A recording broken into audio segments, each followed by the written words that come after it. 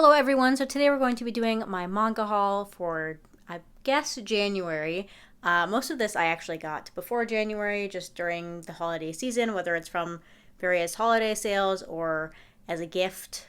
Actually, I don't think I got any of these as gifts, so maybe just gifts to myself. But I haven't done a manga haul in a while. I was going to do one in December, and I didn't get to it. So I decided to do one in January. I have gotten quite a few fun things that I wanted to talk about, so I'm going to go ahead and start with something that I bought during the Barnes & Noble hardcover sale. So because I do most of my manga collecting through pre-orders now, I usually don't have very many things to get during the sale, but this series is one I already own, and I said I wasn't going to buy these editions, but they're just so pretty that I decided to double dip.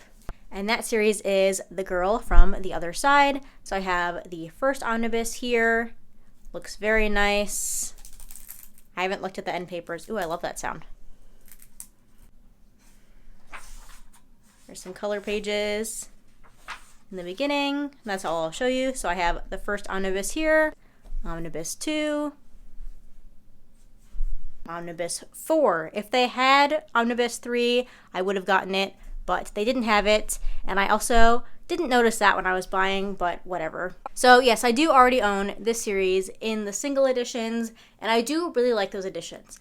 And I wasn't going to buy these, but they just look so nice that I finally caved, especially now since they're all out and I've seen a bunch of people have them on their shelves. I got a little jealous, so I did go ahead and buy this during the sale. That's pretty much all I got for manga during the Barnes & Noble sale. I did end up buying some novels, which I'm not going to talk about in this video. But for manga, I would say I did pretty good at avoiding spending all of my money. And I guess some people might ask if I'm going to keep my original editions of the series. And yeah, I don't think I'm going to unhaul them. I like them on my shelves. They're very easy to read. So these are just kind of a collector's piece, I suppose. Next, we have just one volume of a manga that I have continuously been collecting for a while, and that is Die Dark Volume 6. I really just wanted to talk about this cover. So I think with Die Dark, I have read the previous 5 volumes that have been released, but I think with this series, I'm just going to wait until it's completed. Whenever that might be, it might be 20 years down the line. I know Dorohedoro took about, I don't know, a long time to be finished releasing, and I have no idea how long Die Dark will go for. But at this point, reading it every, 6 to 8 months it takes for each new volume to release because it is caught up in Japan or with the Japan releases, I think I'm just going to wait because it will probably be more enjoyable to just read it all at once than to read a new volume every 8 months or whatever. So that's what I'm going to do, but I did want to show off this cover because I do really like it. It looks like a metal album cover. Here's the back and the spine. So yeah, I have been really enjoying this series though. It's very funny, and Kyu Hayashida's art is delightfully grotesque. So I do really like this series. Next we have some final volumes in various series that I've been collecting. The first one is the highly anticipated Horizon Volume 3. If you don't know what this is basically a post-apocalyptic manhwa. It's in color, kind of. Mostly black and white, but there's some moments of color. It's about a boy and a girl who are dealing with the post-apocalypse and the various situations that they encounter. This is pretty dark. It's very sad and devastating, but also kind of heartwarming. I really, really enjoyed this ending. I loved the use of color in the second half of this book. If you've read this, then you know exactly what I'm talking about, but that was beautiful. If you like post-apocalyptic stories, you might like this one. I describe this as a lot quieter than some other ones. Often you have very action-packed post-apocalyptic series. This one, I would say, is very quiet. It's a lot of doing nothing, just walking and walking and walking. But each volume kind of has its own little enclosed storyline, and I just thought it was a fantastic series. Very short at 3 volumes, but I definitely enjoyed it. Next we have another 3-volume series, and this is Volume 3 of Soloist in a Cage.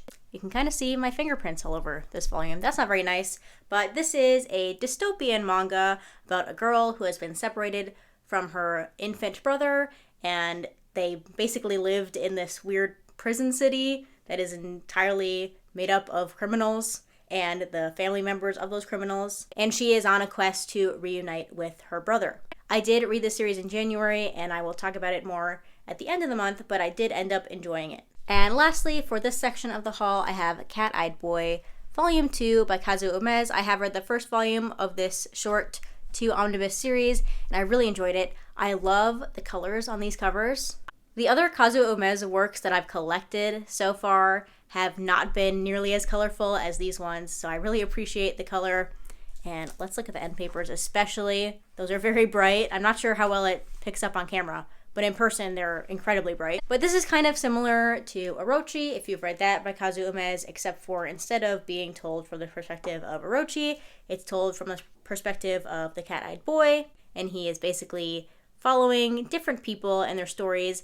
This one has a lot to do with yokai, so I find it a lot more interesting than Orochi, but that's my opinion. I think I said this already, but I have not yet read the second volume, but I'm hoping to read it before the end of the month, and I'll talk about it again in my January Reads video. And everything else in this haul is new to me stuff, whether it's completed series, where I just bought all the volumes throughout the last couple months, or their newly released series, which I'll talk about first. All of these are series that have not been in my collection yet. I have not been collecting them. So the first one is Orb on the Movements of the Earth. This is a story that takes place in 15th century Europe, and it's basically about discovering heliocentrism and kind of challenging the idea that the Earth is the center of the universe and how that causes trouble for people because that is blasphemous in this era.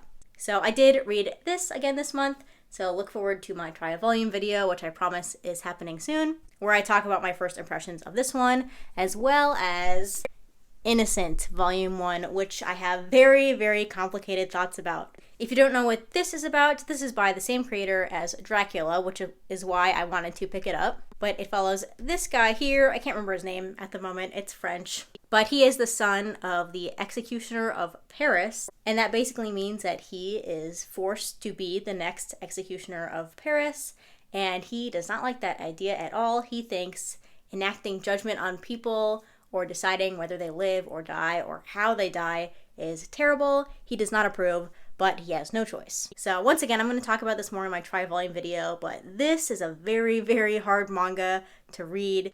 I actually read this during some reading sprints with the Manga reading sprint squad, and it made me sick to my stomach when I was reading it during those sprints, which is not to say that I didn't find it well done. That's not what I'm saying, but I'll talk about it more at the end of the month. I just have complicated feelings about it. All right, moving on. Next, I was watching the Questions recent unhaul video, and I saw these 2 or 3 volumes that I thought I might like. So I asked him if I could grab them from him, and he very nicely let me buy them from him. So first, I have Black Knight Parade Volume 1. This is by the author of Arakawa Under the Bridge and Saint Young Men. I read a couple volumes of Arakawa Under the Bridge, and I thought it was okay, but I didn't feel like I needed to finish it.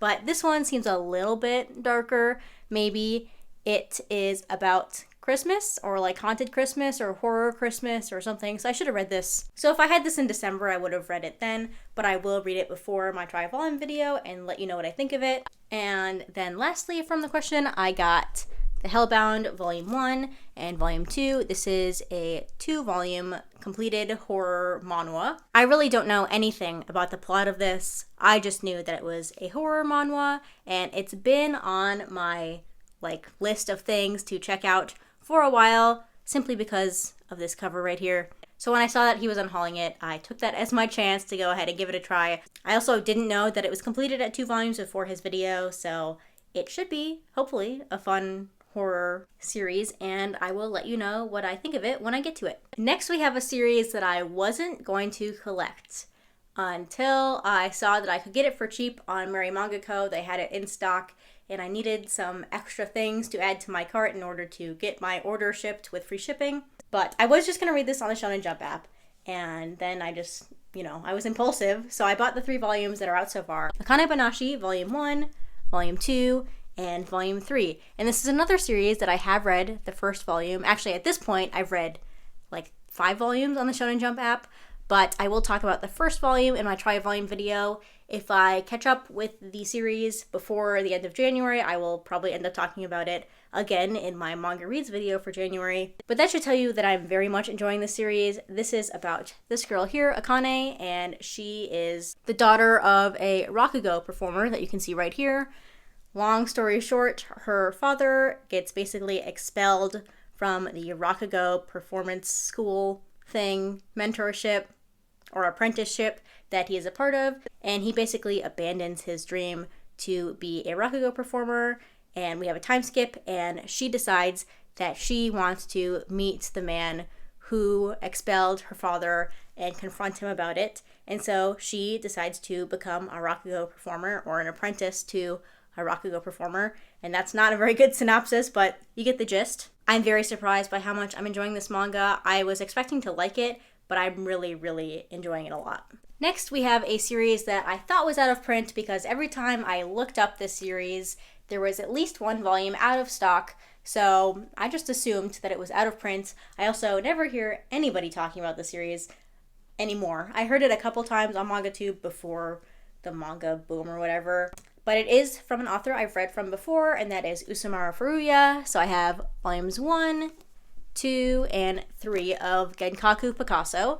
So the only reason I found out that this isn't out of print or it got reprinted is because Marg Reads Manga recently picked it up. And she also said that she heard that this was pretty dark, which I also did not know about this. I just wanted it because I've enjoyed the other 2 works by this author that I've read.